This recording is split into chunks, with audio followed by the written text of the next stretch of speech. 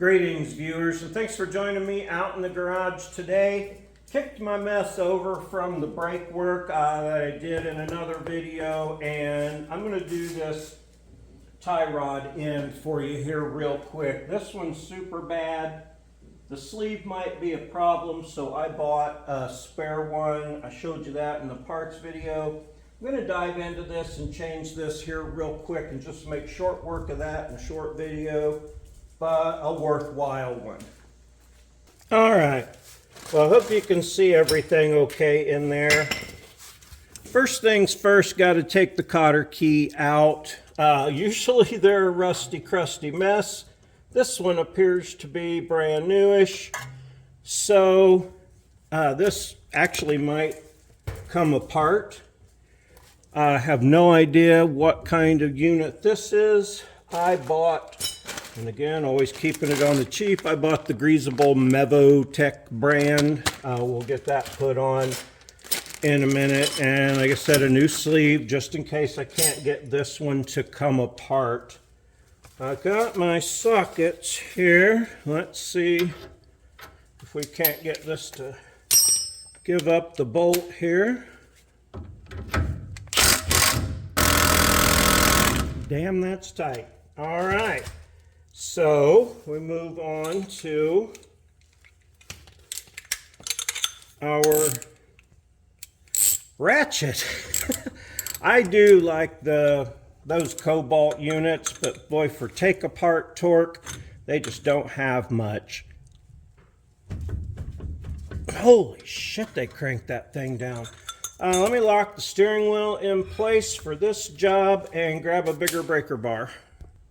By breaker bar, in my case, I just mean a bigger cheater stick to put on the end of my little broke ass ratchet here.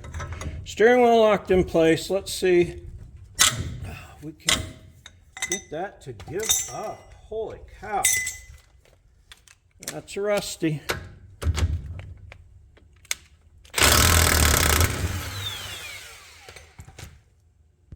Now, before you go any further, grab your tape measure that you haven't grabbed yet.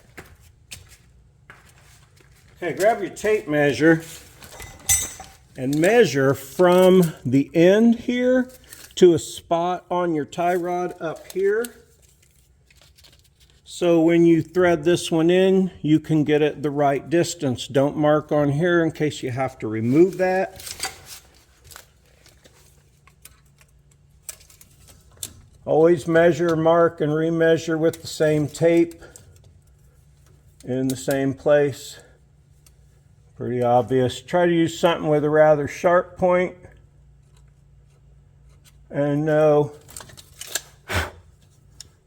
that it was 8 inches.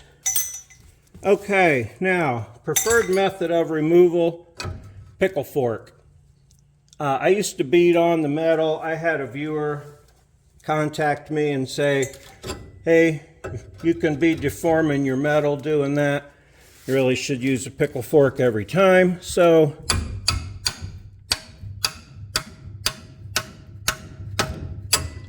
pickle fork it is. Get that pickle forking thing out of there. Next, the ball joints work well. I tried to get something going on with them ball joints to see if they were loose, and they are not loose. All right, now I'm going to put that back in there for the minute while I work on it here. Okay, next thing is going to be take the nut and bolt off your sleeve. Hopefully it participates in the game we're playing today. Might be in your face with this one just a little bit.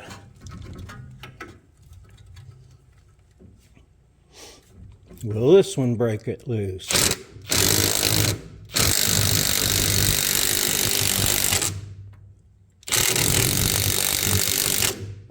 No, it just stripped the head off that bolt. Okay, back to the vice grips. And ultimately cutting this thing off if this doesn't get it, more or less.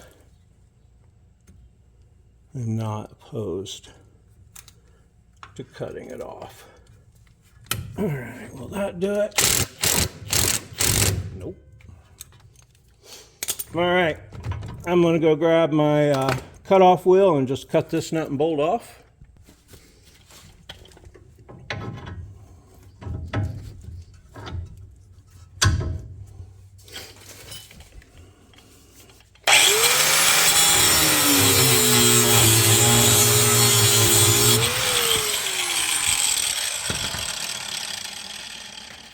All right, punch in hand. That just came right out. It's hot. I have been spraying this periodically with rust penetrant. Can I get the sleeve to come apart? Oh, why, yes. Just look at that. Ooh, when that cools off a little, I can grab it with the vice grip right and drag it out of there. Now, I have a new sleeve, or a new, pinch clamp and bolt. If I can get this all to come out of this sleeve and not be a problem. There we go. Bolt out, sleeve back. There is nothing there threaded or with that you can put like a wrench on. I'm gonna spray it again, go grab something better to twist it with. All right, now I like to use pipe wrench because they actually will grip it pretty well. Now, let's hope it gives up. Does not appear like it wants to give up. You know, replacing that sleeve wouldn't be a bad plan at all. And I have the cutting tool here to do that. I'm going to cut this other bolt off. I'm just going to cut this sleeve and open it up and remove it here.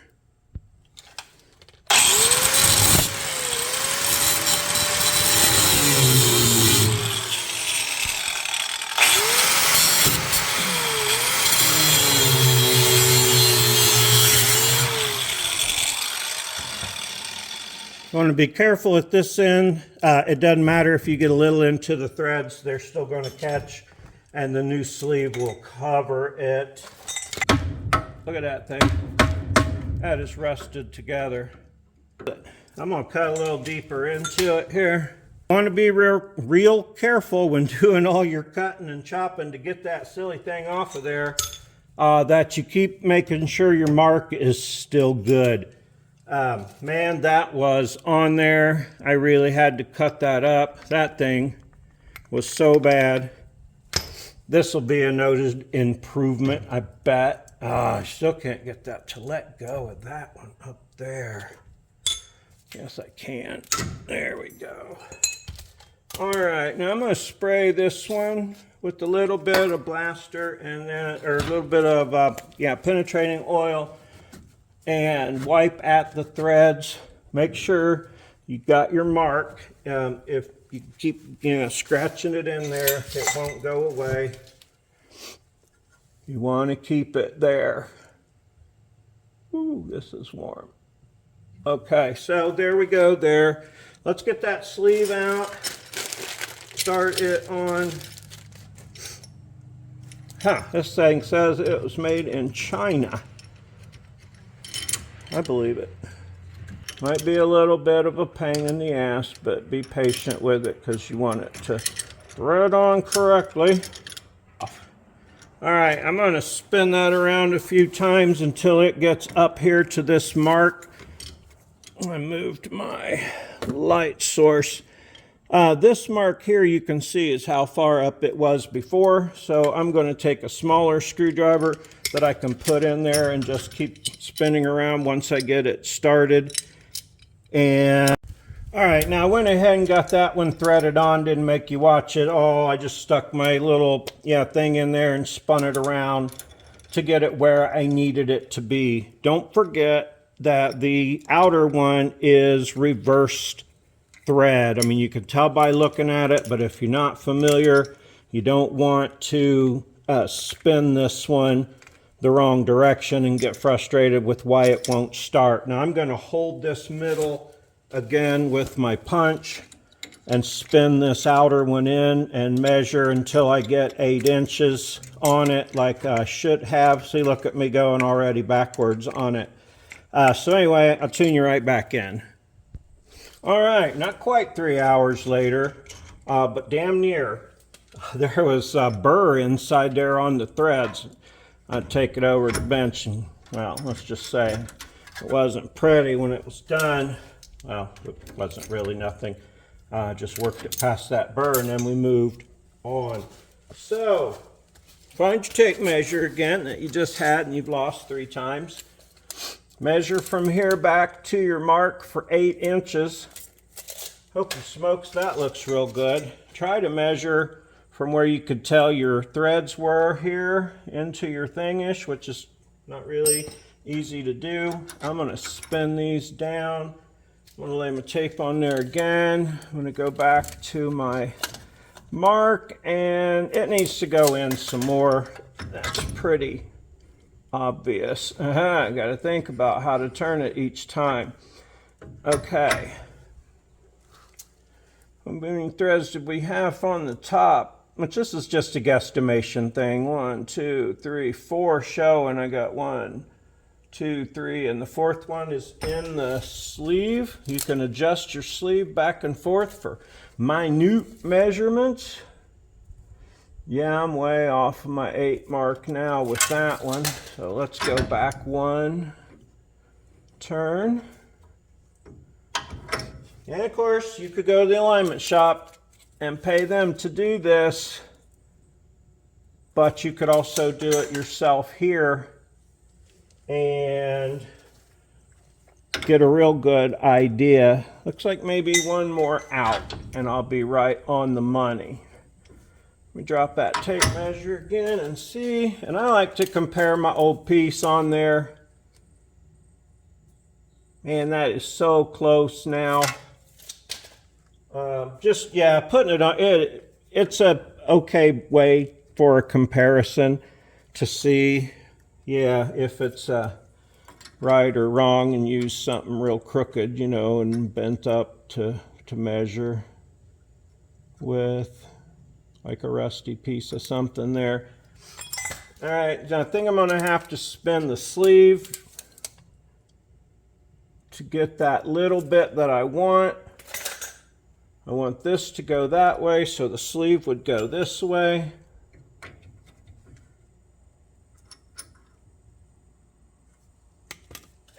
And again, it isn't all bolted in yet.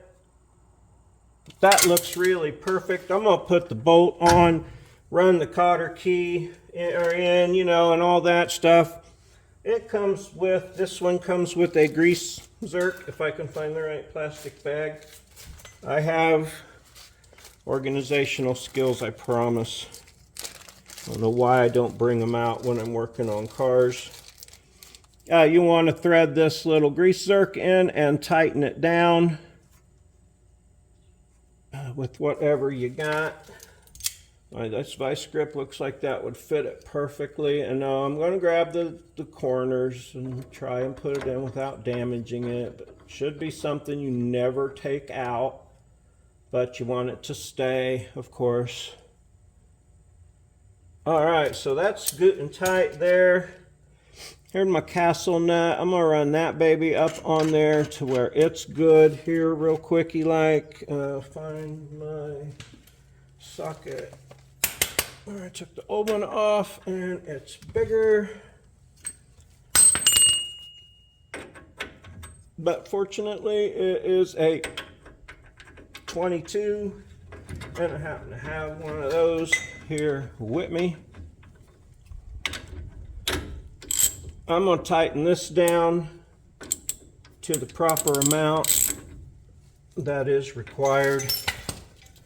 I know I don't know what that is, but I'm sure it's available online if you wanted to look it up. Make sure your cotter keyhole lines up. Always go just a little bit tighter for that instead of back